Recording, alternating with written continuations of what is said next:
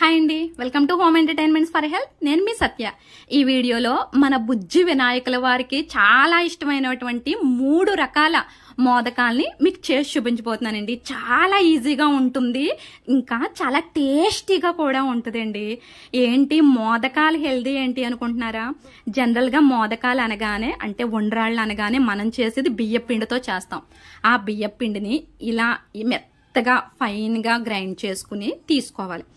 అయితే ఇక్కడ పిండి ఒక్కబెట్టి ప్రాసెస్ ఏమీ ఉండదండి.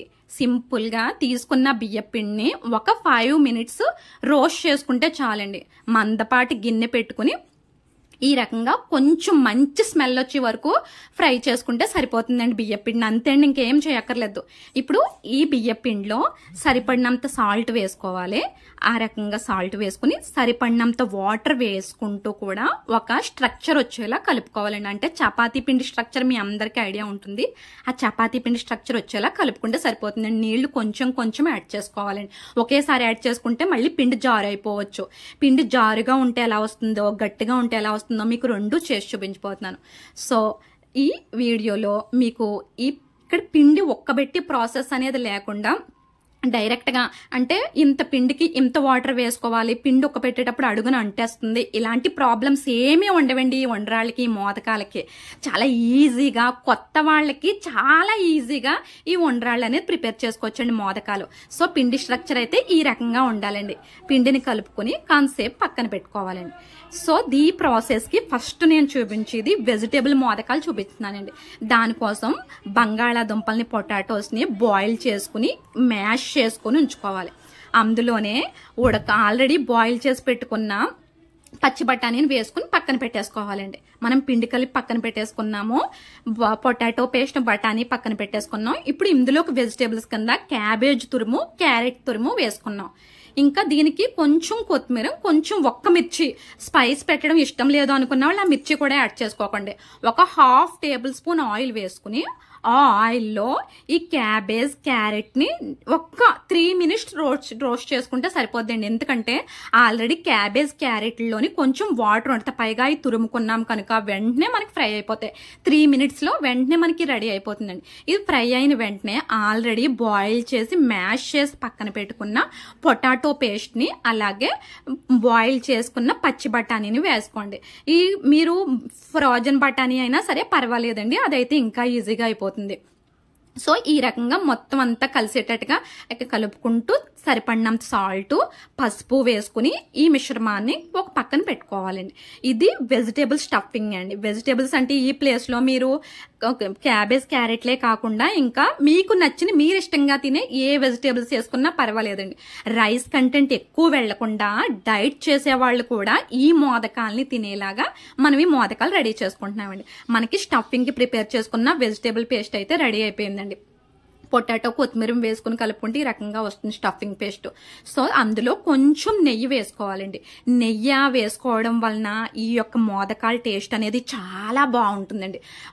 దీనికి ఫస్ట్ చేతులకు అంటుకోకుండా మనకి బాగా రావాలంటే కొంచెం ఆయిల్, తేనె అప్లై చేస్తుంది, నెయ్యి అప్లై చేసుకోవాలండి. నెయ్యి అప్లై చేసుకుని ఈ రకంగా మనం ఏదైతే తీసుకున్నామో ఆ స్టఫింగ్ ని జాగ్రత్తగా మనం ప్రిపేర్ చేసుకున్న దాంట్లో పెట్టుకుని ఒక షేప్ కి అయితే తెచ్చుకోవాలండి. ఇక్కడ పిండి కొంచెం జారుగా అయితే ఈ రకంగా వస్తుందండి. కొంచెం గట్టిగా ఉన్న దానికి మీకు వేరే దానిలో చూపిస్తాను. సో జాగ్రత్తగా మనం మోదకం షేప్ లోకి ఈ రకంగా ఫోల్డ్ చేసుకుంటారు. ఇదే కొంచెం టఫ్ ప్రొసీజర్ అండి. ఇందులో మిగిలిన అన్ని ఈజీయే. ఈ రకంగా మీకు మోదకాలో చేసుకునేది ఉంటది కదండి, ఇప్పుడు మౌల్డ్స్ వచ్చేస్తున్నాయి, అలా చేసుకున్నా బాగుంటది. కానీ మన చేతులతో ఈ రకంగా మోదకాన్ని ఒత్తుకున్నప్పుడు వినాయకుడికి పెడుతున్నామన్న ఫీలింగ్ తో ఉంటదండి. సో అందుకని నేను ఈ రకంగా మౌల్డ్స్ వాడకుండా డైరెక్ట్ చేతులతో చేస్తున్నాను. చేసిన తర్వాత ఈ రకంగా ఇడ్లీ పాత్రలో స్టీమ్ చేసుకోవాలండి. ఇడ్లీ పాత్ర అయితే బాగుంటుంది స్టీమింగ్ కి. సో స్టీమింగ్ అయిపోయిన తర్వాత మనకి వెజిటేబుల్ మోదకాలు అయితే రెడీ అయిపోయినాయండి. చాలా బాగుంటాయండి ఈ మోదకాలు.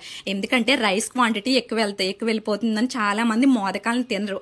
కానీ ఈ రకంగా వెజిటేబుల్ స్టఫింగ్ పెట్టుకుని చేసుకుంటే హాఫ్ వెజిటేబుల్స్ వెళ్తాయి, హెల్దీగా హాఫ్ ఇది వెళ్తుంది. సో తప్పకుండా ట్రై చేయండి.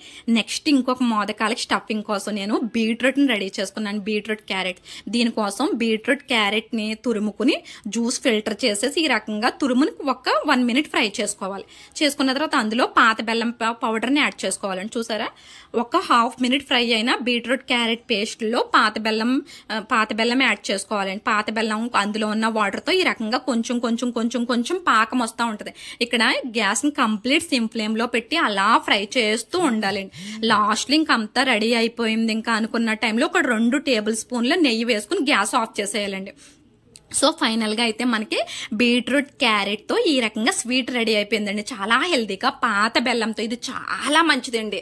బాలింతలు కూడా ఈ యొక్క మోదకాలను తీసుకోవచ్చండి. సో దీనికి కూడా సేమ్ ప్రొసీజర్. ఇక్కడ మీకు పిండి గట్టిగా ఉన్నప్పుడు ఎలా ఉంటుందని చూపిస్తున్నారు కదా, నేను ఇది స్వీట్ అని చెప్పేసి నేను దీనికి గట్టిగా కలుపుకున్నాను. ఇంకో గట్టిగా కలుపుకుంటే ఈ రకంగా మనకి ఎలా చెప్తే అలా మనకి మాట వింటుంది. చూసారా, ఫస్ట్ అయితే ఒక గిన్నె షేప్ చేసుకుని అందులో మనం ప్రిపేర్ చేసుకున్న స్వీట్ క్యారెట్ బీట్రూట్ స్వీట్ ని ఇలా పెట్టుకుని ఈ రకంగా చాలా ఈజీగా ప్రిపేర్ అయిపోతుంది. పిండి కొంచెం గట్టిగా కలుపుకుంటే ఈ రకంగా ఈజీ అయిపోతుంది. పిండి కొంచెం లూజ్ వస్తే ఇందాక వెజిటేబుల్ స్టఫింగ్ ఎలా ఉందో అప్పుడు కొంచెం పేచి పెడుతుంది. సో దాన్ని బట్టి మీరు పిండి అనేది ఎలా కలుపుకోవాలో చూసుకోండి. సో మనకి ఈ మోదకాలు కూడా రెడీ అయిపోయినాయండి. క్యారెట్ బీట్రూట్ స్వీట్ మోదకాలు కూడా చూస్తారా, చాలా తీయగా ఉంటాయండి ఈ మోదకాలు.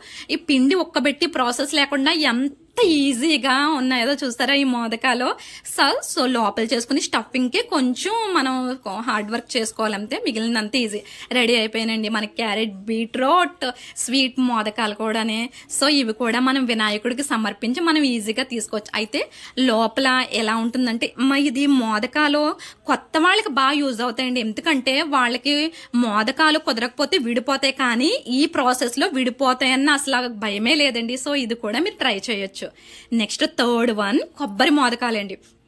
కొబ్బరి మోదకాలంటే చాలా చాలా ఈజీ అండి. ఇంకా మనం ఆల్రెడీ పక్కన కలిపేసి పెట్టుకున్నాం కదండి ఒక పిండి ముద్దని. ఆ పిండి ముద్దని తీసుకుని దానికి ఈ కొబ్బరి తురుముని యాడ్ చేసుకుంటే సరిపోద్దండి. చాలా ఈజీ. కాకపోతే దీనికి ఇంకొంచెం గట్టిగా బియ్య పిండిని కలుపుకోవాలి. ఎందుకంటే కొబ్బరి తురుములో ఆల్రెడీ వాటర్ ఉంటుంది.